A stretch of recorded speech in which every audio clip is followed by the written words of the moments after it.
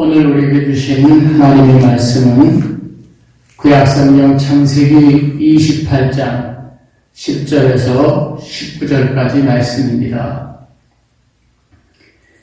야곱이 브엘세바에서 떠나 하란으로 향하여 가더니 한 곳에 이르러는 해가 진지라. 거기 유숙하려고 그곳에 한 돌을 가져다가 베개로 삼고 거기 누워 자더니 꿈에 본즉 사닥다리가 땅 위에 서 있는데 그 꼭대기가 하늘에 닿았고 또 본즉 하나님의 사자들이 그 위에서 오르락 내리락 하고 또 본즉 여호와께서 그 위에 서서 이르시되 나는 여호와니 너희 조부 아브라함의 하나님이요 이삭의 하나님이라. 내가 누워있는 땅을 내가 너와 내 자손에게 주리니 내 자손이 땅의 티끌같이 되어 내가 서쪽과 동쪽과 북쪽과 남쪽으로 퍼져나갈지며 땅의 모든 족속이 너와 내 자손으로 말미암아 복을 받으리라. 내가 너와 함께 있어 내가 어디로 가든지 너를 지키며 너를 이끌어 이 땅으로 돌아오게 할지라. 내가 내게 허락한 것을 다 이루기까지 너를 떠나지 아니하리라 하신지라. 야곱이 잠이 깨어 이르되 여호와께서 과연 여기 계시거늘 내가 알지 못하였도다.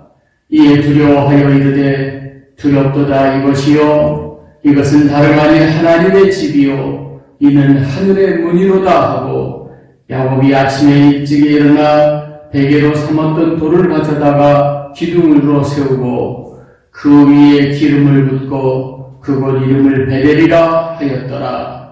이 성의 옛 이름은 루스더라. 아멘. 함께 기도하시겠습니다. 하나님 아버지 감사합니다. 오늘도 우리에게 거룩한 주일을 허락해 주시고 주님 앞에 예배드리게 하심을 감사합니다. 이 시간 하나님의 귀한 말씀 듣기를 간절히 사모합니다.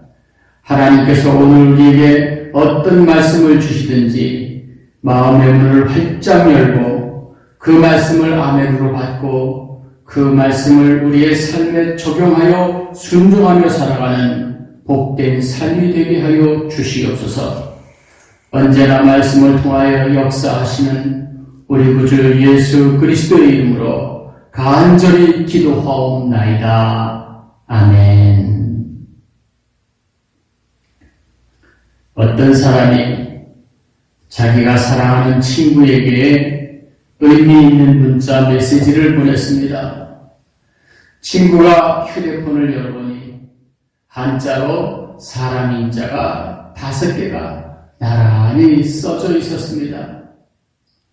이게 과연 무슨 뜻일까 하고 곰곰이 생각해 보았으나 무슨 뜻인지 도저히 이해가 가지를 않았습니다. 오랜 시간 고민 끝에 결국 나름대로 이렇게 해답을 찾았습니다. 그는 이렇게 생각했습니다. 사람이면 다 사람이냐? 사람다운 사람이어야 참 사람이지. 이렇게 사람자 5개를 풀이해 보았습니다. 사랑하는 성도 여러분, 오늘날 현대 사회를 가리켜 인간 부재의 사회라고 말합니다. 세상에 사람은 많지만 마음과 마음을 나눌 수 있는 사람, 사랑과 진실을 말할 수 있는 사람, 가슴을 확 열어놓고 속에 있는 이야기를 끄집어내어서 속 시원하게 함께 나눌 수 있는 사람, 이런 사람은 그리 많지 않은 것 같습니다. 철학자 파스칼은 우리 인간을 3종류로 구분했습니다. 첫째는 하나님을 찾아내어 섬기는 사람입니다. 이런 사람은 지혜도 있고 행복한 사람입니다. 둘째는 하나님을 찾아내지는 못했고 또 하나님을 찾으려고 하지도 않는 사람입니다. 이런 사람은 지혜도 없고 행복하지도 않는 사람입니다. 셋째는 하나님을 찾아내지는 못했으나 찾으려고 애쓰고 노력하는 사람입니다. 이런 사람은 지혜가 있을지 모르나 행복은 없는 사람입니다. 이런 의미에서 생각해 볼 때 본문에 등장하는 야곱은 하나님을 발견하고 하나님을 섬기며 사는 사람이기에 지혜도 있고 참으로 행복한 사람입니다. 그렇다고 해서 야곱의 삶이 부귀영화를 누리며 아무런 걱정이나 근심, 염려가 없이 평탄하게 탄탄대로를 걸었던 것은 결코 아닙니다. 야곱의 생애는 우리가 말로 다 형용할 수 없을 정도로 파란만장한 삶을 살았고 고난과 고통, 아픔과 위기를 수없이 많이 겪었습니다. 그러나 그런 어려움 가운데서도 하나님의 특별한 은총을 받은 복된 삶이었습니다. 할렐루야! 야곱의 인생은 한마디로 말해서 붙잡는 삶이었습니다. 그렇다면 과연 무엇을 붙잡는 삶이었을까요? 오늘은 이것에 대해서 우리가 함께 상고하며 은혜 받는 시간이 될 수 있기를 주님의 이름으로 축복합니다. 첫 번째로 복을 붙잡는 삶이었습니다. 야곱은 어머니 리브가의 뱃속에서 태어날 때부터 형이 되고 싶어서 쌍둥이 형의 발꿈치를 붙잡고 태어났습니다. 그래서 발꿈치를 붙잡았다는 뜻으로 야곱이란 이름이 붙여졌습니다. 이렇게 태어날 때부터 붙잡기 시작한 야곱의 삶은 한평생 동안 하나님의 복을 붙잡기 위해 몸부림쳤습니다. 야곱은 교활한 방법으로 형 에서에게로 돌아갈 아버지의 축복을 가로채기까지 했습니다. 야곱은 복이 자기에게로 돌아올 때까지 가만히 앉아서 기다린 것이 아니라 그것을 적극적으로 잡아당겨서 자기의 것으로 만든 능동적인 사람입니다. 형 에서가 육의 것으로 만족을 얻으려고 했다면 야곱은 영의 것으로 만족하려고 했습니다. 이것이 에서와 야곱의 근본적인 차이였습니다. 사랑하는 성도 여러분, 우리는 땅의 것만 붙잡으려고 애쓰는 에서와 같은 삶이 되지 말고 야곱과 같이 위의 것을 찾는 자가 되어야 할 줄로 분명히 믿습니다.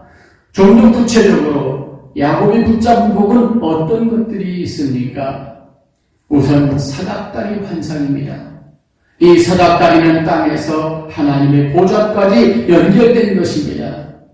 야곱은 이 사닥다리 환상을 통해서 아브라함과 이삭에게 약속하신 언약의 대를 이을 자로 확실하게 인정받았을 뿐만 아니라 어느 곳에 가든지 하나님께서 지켜주시겠다는 임마누엘의 복을 붙잡았습니다. 할렐루야! 또한 자녀와 물질에 대한 복도 붙잡았습니다. 그는 외삼촌 라반의 집에서 20년 동안 머슴살이를 하며 11아들을 낳았고 나중에 요셉까지 얻게 되어 그의 12아들이 이스라엘의 12지파의 기원을 이루게 되었습니다. 물질적으로도 엄청난 복을 붙잡아서 외삼촌 라반보다 훨씬 더 큰 부자가 되었습니다. 머슴이 주인보다 더 큰 부자가 된 것입니다. 그는 야곱 강가에서 천사와 붙잡고 씨름하여 이스라엘이라는 복된 이름도 받았습니다.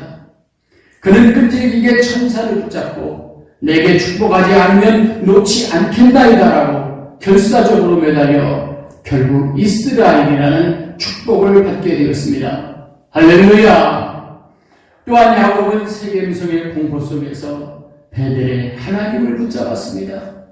그의 딸 디나가 세겜성을 돌아다니다가 세겜성 주장 하몰의 아들 세금에게 강간당하는 사건이 발생했습니다. 이에 분노한 야곱의 아들인 시몬과 레위가 세겜이 디나와 결혼하려면 세겜성에 사는 모든 남자들에게 할례를 받아야 한다고 강요하고 그들이 할례를 받고 고통 속에 있을 때에 그들을 무참하게 살해하였습니다. 그러자 세겜성 주변의 사람들이 야곱의 가족을 향해서 복수의 칼을 갈게 되었는데 이 절대절명의 위기 속에서 야곱은 하나님의 음성을 듣고 그의 가정에 있는 모든 우상들을 다 정리하고 베델로 올라감으로 신앙개혁을 통해서 위기에서 벗어날 수 있었습니다. 할렐루야! 성도 여러분, 금년 한 해 우리도 야곱과 같이 하나님께서 주시는 복을 붙잡아야겠습니다. 복이 내게 오기만을 가만히 앉아서 기다릴 것이 아니라 적극적으로 끌어다니면서 쟁취하는 능동적인 그런 사람들이 될 수 있기를 주님의 이름으로 축복합니다. 어떤 사람이 매일 아침 5분씩 이렇게 외쳤습니다. 나는 위대한 일을 할 수 있다. 나는 위대한 가능성을 가지고 있다. 나는 아직까지 발휘하지 않은 가능성을 간직하고 있다. 주님께서 내 속에 살아계시니 나는 진실로 훌륭한 사람이다. 나는 늘 나 자신을 깎고 낮추어 왔다. 부정적인 나 자신이 나의 가장 큰 적이었다. 나는 하나님의 자녀다. 하나님은 나를 사랑하신다. 나는 나에게 힘 주시는 주님을 통해 무엇이든지 할 수 있다.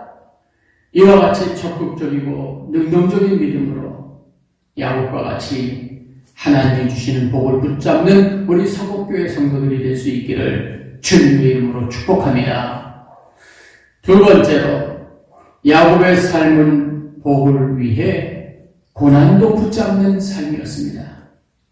야곱의 생애를 살펴볼 때 하나님께서 주시는 엄청난 복을 받은 것이 사실이지만 이러한 복을 받기까지 그는 한평생을 고난 속에서 살아야만 했습니다.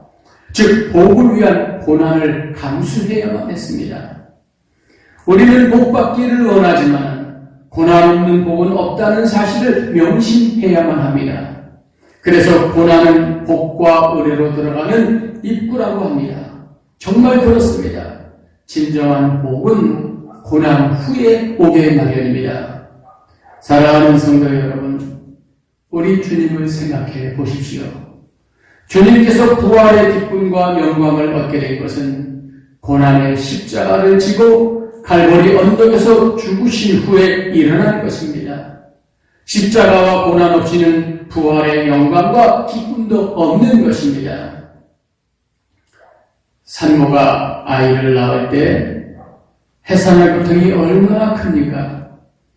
이것은 말로 표현이 안 되는 고통입니다. 남자들에게 아무리 해산의 고통을 설명해도 그것이 얼마나 아픈 것인지 이해가 가지를 않습니다. 그러나 어린애를 낳아본 출산의 경험이 있는 여성들은 그 고통이 어떤 것인지 다 압니다. 그런데 산모가 모진 고통 끝에 아이를 낳게 되면 언제 그랬나는 듯이 그 고통을 다 잊어버리고 맙니다. 왜냐하면 아이를 낳은 큰 기쁨 때문입니다. 어떤 부인은 자식을 낳은 기분이 너무 좋아서 방실방실 웃기까지도 합니다.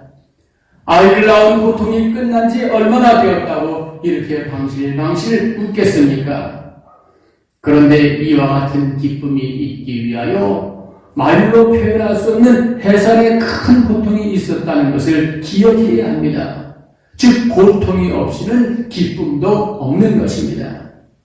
성도 여러분, 야곱은 복을 받기 위해서 너무나도 값비싼 고통의 대가를 치른 사람입니다.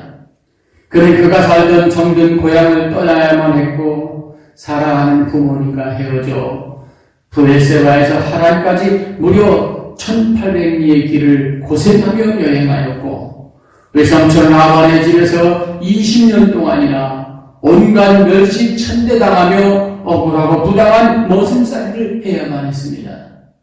또한 가나안으로 돌아올 때 형에서의 분노의 칼에 목숨을 잃을 뻔한 위기도 하나님의 은혜로 간신히 넘기고 세겜에서는 딸 디나가 성폭행당하는 비극이 있었고 그 아들 시므온과 레위가 살인을 저질러 주변 사람들에게 쫓기듯이 도망치는 신세가 되기도 했습니다. 또한 아들들이 단합하여 야곱이 가장 사랑하는 아들 요셉을 미디안 상인들에게 팔아넘겨서 가장 사랑하는 아들 요셉이 들짐승에게 물려 죽은 줄만 알고 평생을 슬픔 속에서 살아야만 했습니다.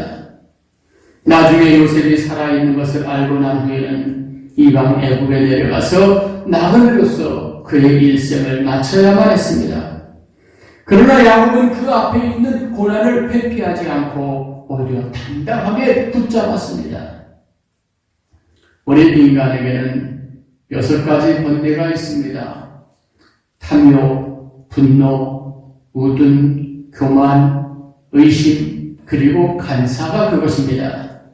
이 6가지 번뇌가 인간의 6가지 감각인 눈, 코, 귀, 혀, 몸, 그리고 육감에 각각 들어오니 36개의 번뇌가 됩니다. 이 36개의 번뇌가 오늘만 있는 것이 아니라 어제도 있었고 내일도 있기에 36개의 세배가 되는 108개, 즉 불교에서 말하는 108번뇌인 것입니다. 그래서 불교인들은 108개의 염주를 만지면서 번뇌에서 자유하기를 갈구합니다. 그런데 성도 여러분, 염주를 만진다고 해서 번뇌가 모두 사라지겠습니까? 결코 그렇지 않습니다. 오히려 이런 모든 고통과 고난을 회피하려고 할 것이 아니라 오히려 야곱과 같이 적극적으로 붙잡고 극복해 나가는 능동적인 그런 자세가 필요하지 않겠습니까?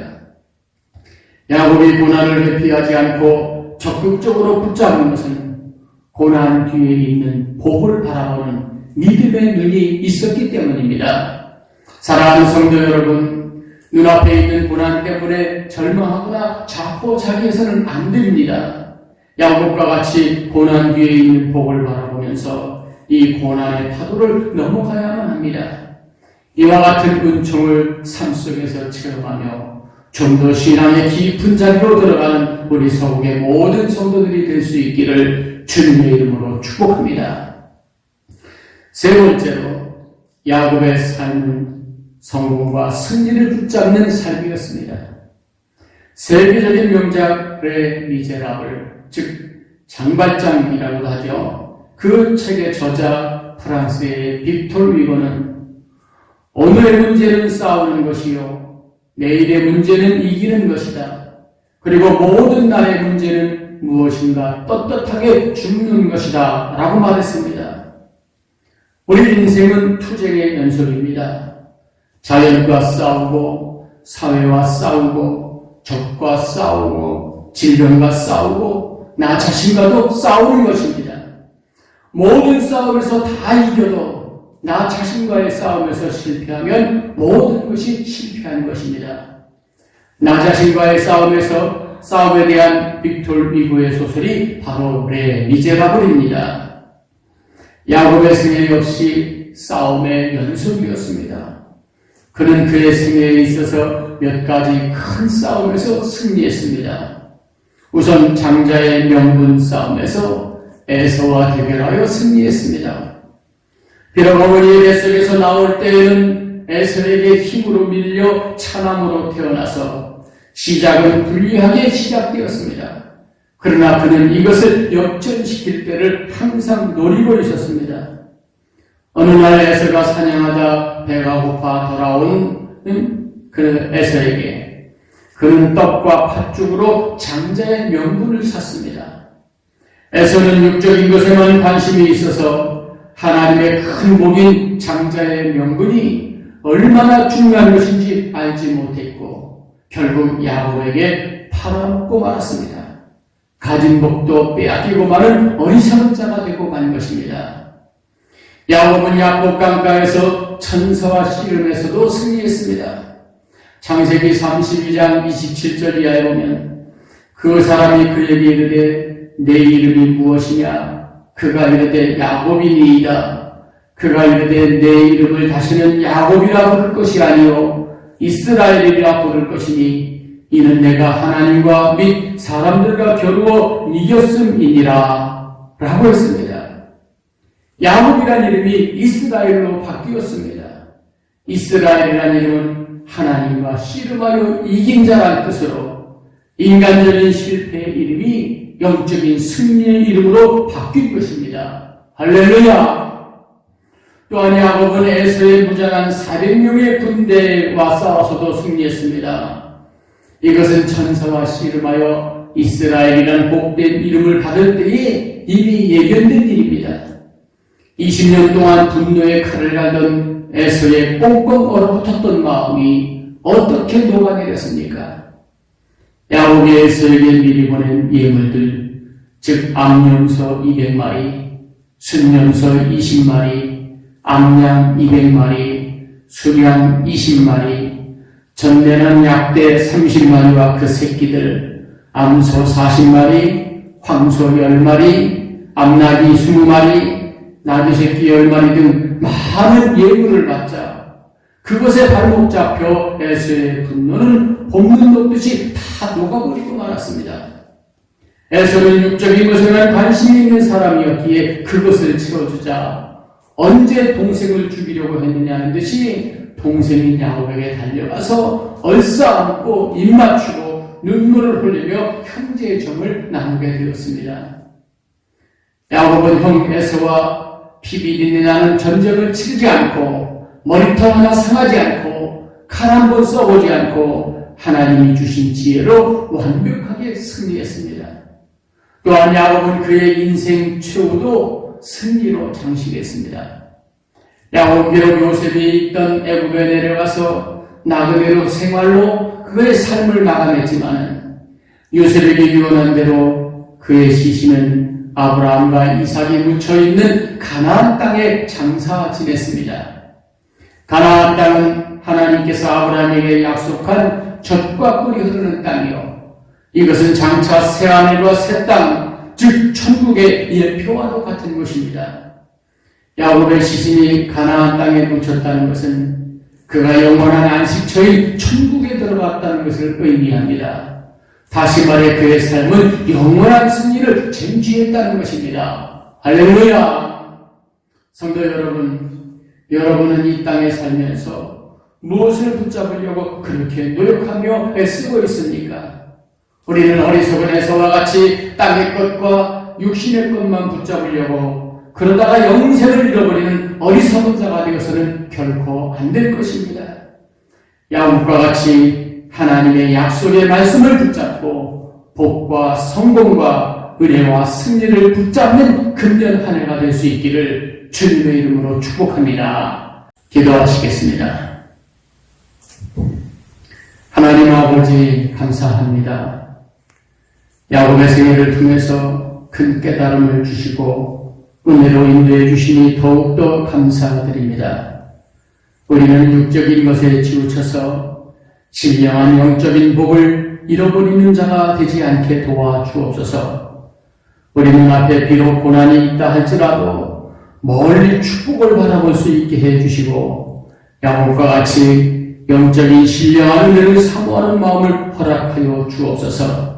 금년 한 해 야곱처럼 복받고 승리하는 삶이 되게 해 주옵소서. 감사드리며 예수님의 이름으로 기도하옵나이다. 아멘. 이제는 우리를 죄 가운데서 구원하신 우리 구주 예수 그리스도의 은혜와 하나님 아버지의 넓고 극진하신 사랑과 성령님의 도우시며 인도하시며 붙들어 주시는 역사가 우리 서울의 모든 권속들 위에 저들의 가정과 생업과 건강과 자녀들과 바라는 모든 기도의 소원들 위에 영원 무궁토록 함께 하시기를 간절히 축원하옵나이다. 아멘.